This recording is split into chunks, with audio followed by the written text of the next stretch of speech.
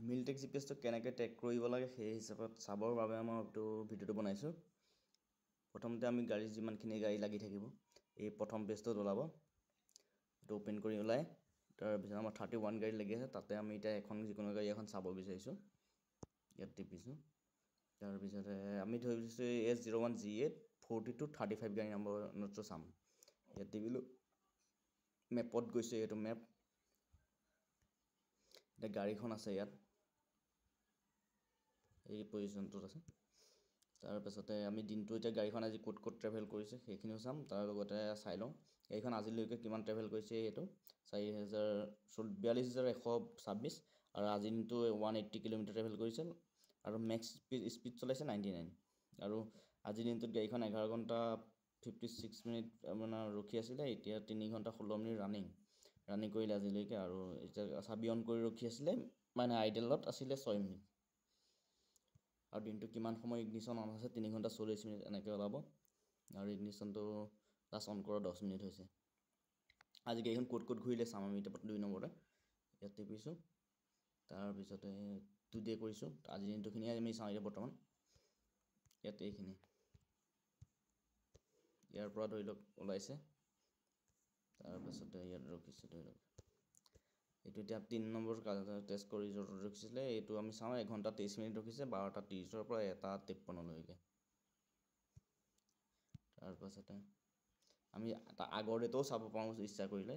আজি ধৰি লওক ইয়াত টিপা হৈছোঁ, য়েষ্টাৰডে দিছ উইক লাষ্ট 7 days এইদৰে কাষ্টমাইজ কৰি চাব পৰা হয়। 1 to 10 এইদৰে ওপৰত কৰি।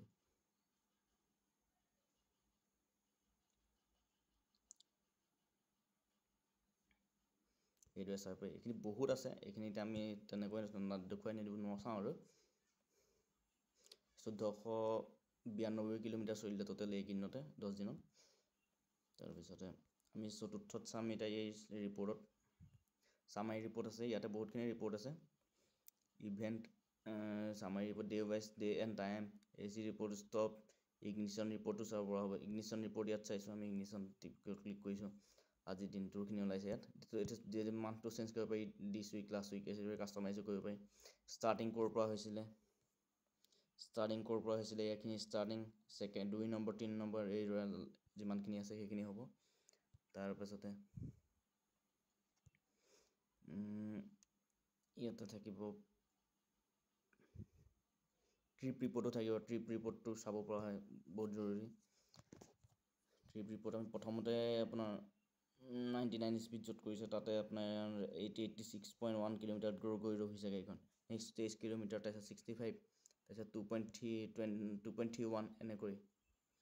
তাৰপাছত বহুতখিনি আছে। চামাৰী ৰিপৰ্টটো ক্লিক কৰি দিলে চাব পৰা হয় দিনটোৰ ৰিপৰ্টখিনি। মেক্স স্পীড কিমান, ডিষ্টেঞ্চ কিমান, এইখিনি অভাৰ স্পীড কিমান সময় কৰিছে আৰু ক'ত কৰিছে সেইখিনিও চাব পৰা হ'ব।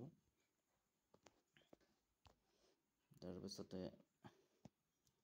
ইয়াত মেপৰ আমি যদি ডাৰ্ক মডটো অন কৰি লৈ চাব পৰা হ'ব। ইয়াতে এইটো ছেটেলাইট মোড হয়, ছেটেলাইটতো চাব পৰা হ'ব। আৰু এইটো মোবাইলৰ পৰা যদি বন্ধ কৰিব বিচাৰোঁ আমি তেতিয়া ইয়াত টিপিব লাগিব। এতিয়া গাড়ীখন এখন ৰানিঙত থকাৰ কাৰণে মই অফ কৰি ট্ৰাই নকৰোঁ। সেইখিনি যিমান গাড়ী লাগে গৈ থাকিব, ইয়াত আপোনাৰ শ্ব' হৈ গৈ থাকিব একেটা ৰেজিষ্টাৰ নাম্বাৰতে। আৰু GPS যদি আপোনাৰ প্ৰয়োজন হয় মোৰ নাম্বাৰ